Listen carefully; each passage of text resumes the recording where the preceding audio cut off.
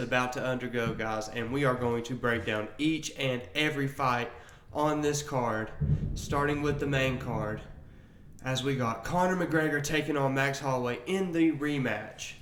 Already, guys, Conor McGregor is the underdog, and Max Holloway's being the favorite, being that he's been back, and Conor McGregor's had his huge layoff of 5 years. But the Conor McGregor makes his return in International Fight Week, 22-6 versus 27-9. Both guys coming off losses. Conor McGregor's going to be the more powerful striker, and Max Holloway's going to be the more volume striker, guys. And this battle's going to really take place in the center of the octagon. Both guys are not going to be looking to shoot takedowns, I don't think, unless somebody gets in trouble. And I do think that Max Holloway does have the edge on the ground game, but ever since that fight against Charles Oliveira for Max Holloway, I do think that he has improved his wrestling. So he's always going to be a weapon on the feet with that boxing. But Conor McGregor is one of those guys you really don't want to stand up with unless you can just out-volume him, kind of like the Nate Diaz recipe. Absorb his shots and just ultimately wear and tear and tag him out. So if Conor McGregor can drop him, I can see him finishing Max Holloway. But if Max Holloway is able to survive and get it to the 4th, 5th round, I do think he's got the edge in the cardio department.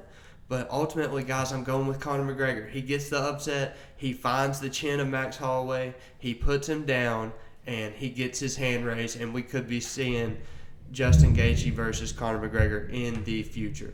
Slide on down the card. We got Benoît Saint-Denis taking on Paddy Pimblett. And this is going to be one heck of a fight. We got England versus France. This is always a rivalry, guys. Paddy Pimblett is, as of right now, he's the underdog. And a lot of people are thinking that Benoît Saint-Denis is going to be able to pull it off here. 17-3 record versus 23-4 for Paddy Pimblett. Benoît Saint-Denis just a little bit more crisp on the striking. But I think the ground game is there for Paddy Pimblett. But ultimately, I think Benoît Saint-Denis forces the fight standing. And I think he's just a little bit more tougher, has more power in the hands. And he's able to finish Paddy Pimblett. And we ultimately see the rise of Benoît Saint-Denis in this fight, guys. Both guys are about the same size. Benoît Saint-Denis got that 1 inch reach or 1 inch in height advantage. But this is just going to be a heck of a fight. I don't know why they got him listed at 170 on here. But anyways, slide on down the card. We got Benoît Saint-Denis finishing that probably in the 3rd round. I think he gets it done by a ground and pound. TKOs him. Slide on down the card. We got Cory Sandhagen taking on Mario Bautista.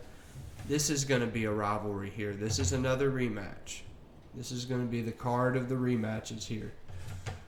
Mario Bautista's coming off that impressive win. And Cory Sandhagen's kind of coming off that loss. So we're really seeing what's going to happen here. I think ultimately this fight's going to end up on the ground. I think they're going to start off striking, but I think ultimately Mario Bautista is able to tackle him, get him to the ground, and he is much improved on the ground now. And I think ultimately Sandhagen is unable to deal with the power and the strength of Mario Bautista, and he's able to just get him on the ground, keep him on the ground, control him, punch him, and then he sets up a finish in the late rounds, 4th or 5th. So I got Mario Bautista finish him in the 4th round, and he defeats Cory Sandhagen. We move on.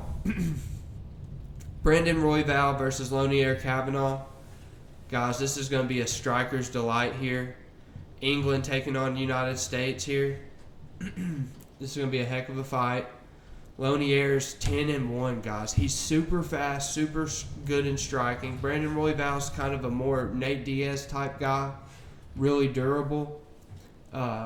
Lonier's coming off that huge knockout win. Brandon Royval's coming off that loss. I'm just feeling like the momentum is really on Lonier's side here. I think he's going to fight really aggressive, and both guys are going to be willing to trade. I think he's ultimately got the power, and he's able to finish Brandon Royval here in the third round. I think it takes him a little while to adapt to that length, but once he's able to just makes up his mind, I'm just going to push forward, and I'm going to give one to get one. And if he gets hit and gives one, he knows that he's got the more power. He's the more better athlete. I think it's just ultimately going to show here. Lonier's ultimately on his run to the top of the division, and right here's where he makes his statement, and he knocks him out in the third round. We move on. King Green versus Terrance McKinney, guys. This is going to be an absolute banger of a fight. Both these guys are looking to strike, but we do know that King Green can take people down after what he did to Jeremy Stephens. But both of these guys are going to be looking to throw bombs. But I think ultimately right here, guys, this is where King Green faces a little bit too much than he can chew. Terrance McKinney's got a real good length on him, real good power. He's a real good striker. He hits super hard, and I think ultimately he's able to keep King Green on the outside, and he's able to find him. I think both these guys are going to be looking to strike in this bout. You know, he's got a 2.5-inch reach advantage, does Terrance McKinney. So I think even though King Green's coming off this amazing run that he's had, I think that that Terrance McKinney's just ultimately able to do a little bit more. You know, King Green is a little bit more of a defensive fighter, but I think in this fight it's not going to matter here. So we move on.